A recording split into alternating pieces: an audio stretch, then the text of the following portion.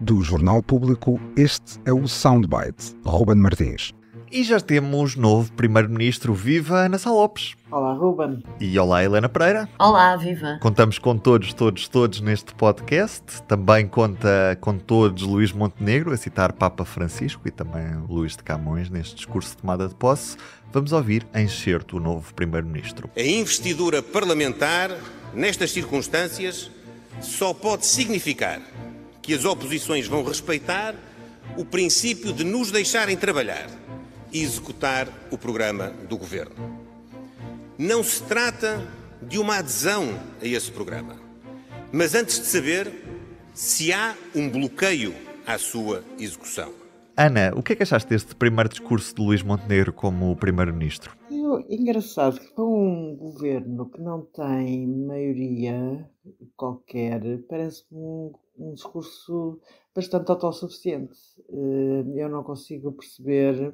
E é um discurso que entra ao ataque, curiosamente, por muita humildade que Luís Montenegro tenha atirado para cima do discurso. Vamos ser humildes, vamos dialogar, vamos não sei o quê.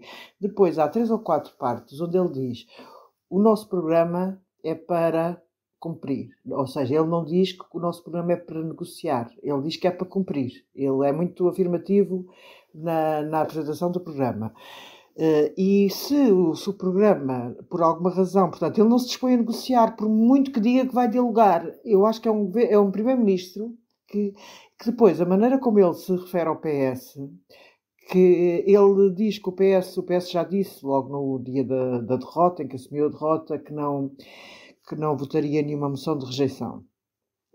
Mas ele quer, Luís Montenegro, agarrar essa frase do PS de não votar moção de rejeição ao facto de ter uma expressão que não votar uma moção de rejeição, ou seja, não aceitar que o governo avance, que o governo tome posse, que tenha, vá lá, a bênção parlamentar.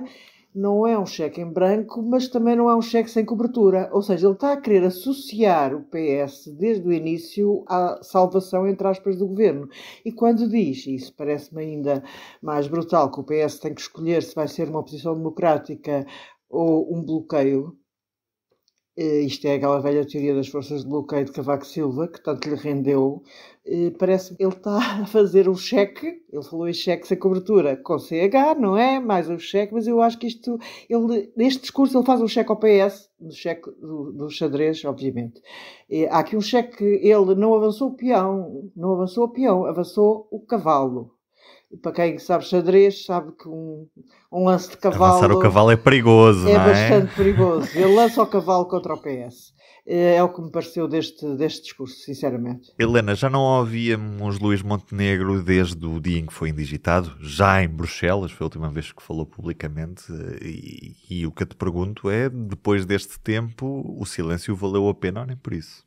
Havia alguma expectativa de algumas coisas que se queria perceber quais seriam as prioridades de Montenegro, e eu acho que, não sendo um discurso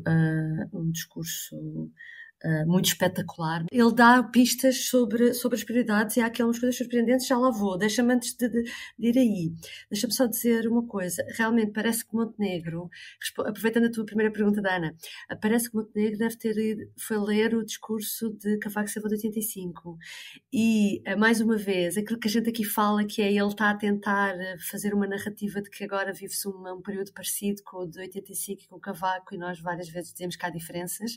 Ele volta. Esta do deixa-nos trabalhar foi aqui posta mesmo para ser o slogan, por assim dizer, desta nova fase.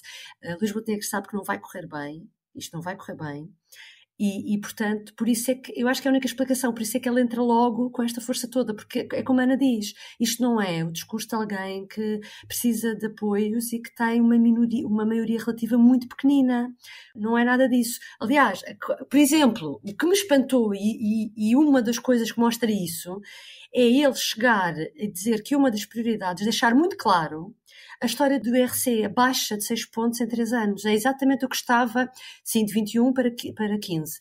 Era o que estava no programa da AD, uma baixa de 2 pontos ao ano.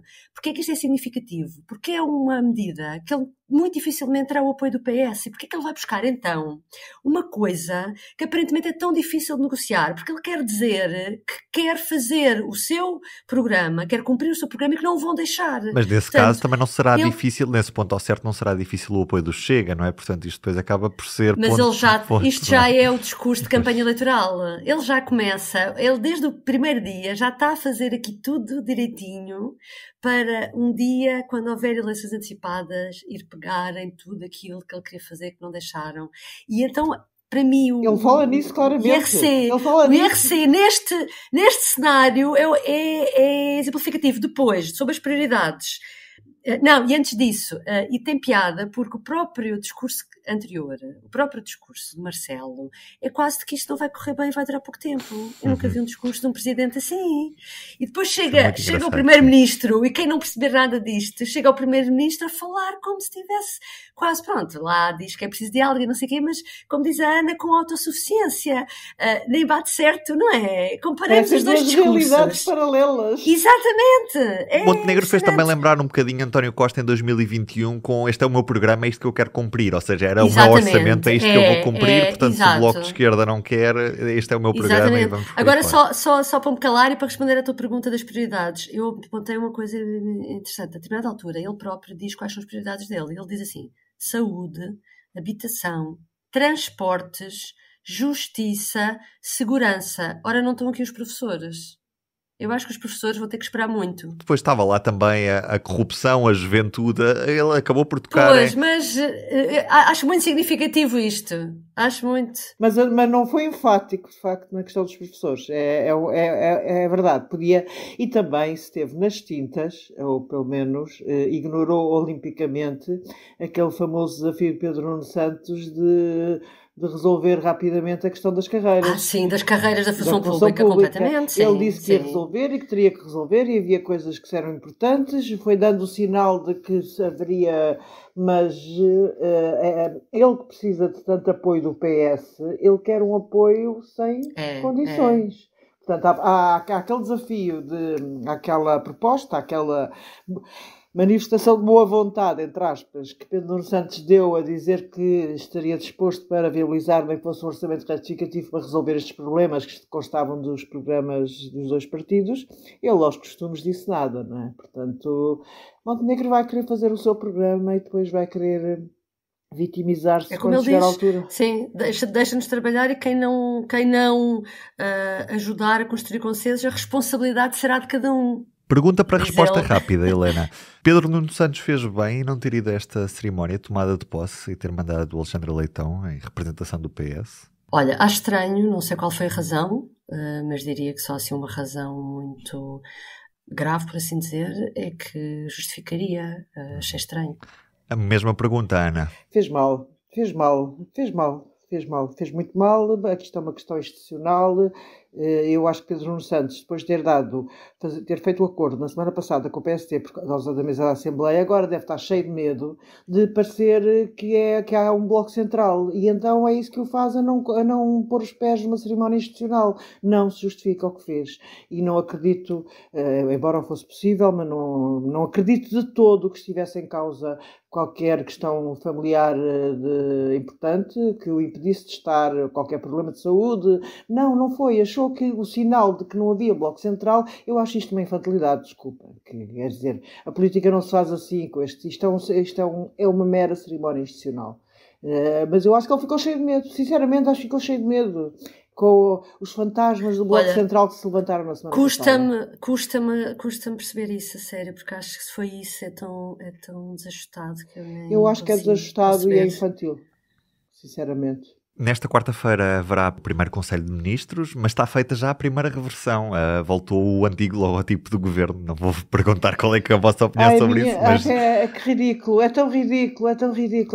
O logotipo novo do governo é irrelevante. Não, mas é engraçado como esta necessidade de um governo de direita tem necessidade faz-me lembrar quando Durão Barroso queria que o hino nacional fosse aprendido em todas as escolas, só faltava ser de pé à entrada.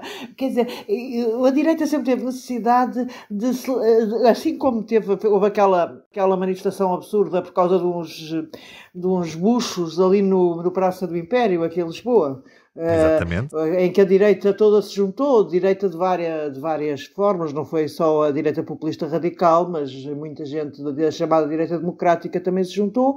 Agora aquela necessidade contra um símbolo que era lindíssimo, feito pelo anterior governo. Quiseram mudá-lo para voltar a esfera armilar. São aquelas coisas patrioteiras bacocas, na minha opinião, mas pronto, olha, também não acho que não é daí que o gato vai às filhoças. Não é daí que o gato vai às filhoças. É só meramente simbólico também a marcar este primeiro dia do Sim, é aquela Executivo. coisa da direita de achar que é sempre mais patrioteira do que o PS. Enfim, mas isso não vale a pena, de facto. Um beijinho e até amanhã. Até amanhã. Beijinhos. O Soundbites é um programa de Ana Sá Lopes, Helena Pereira e Ruben Martins. A música original é de Ana Marques Maia. Siga o podcast na sua aplicação preferida para não perder os novos episódios. O público fica no ouvido.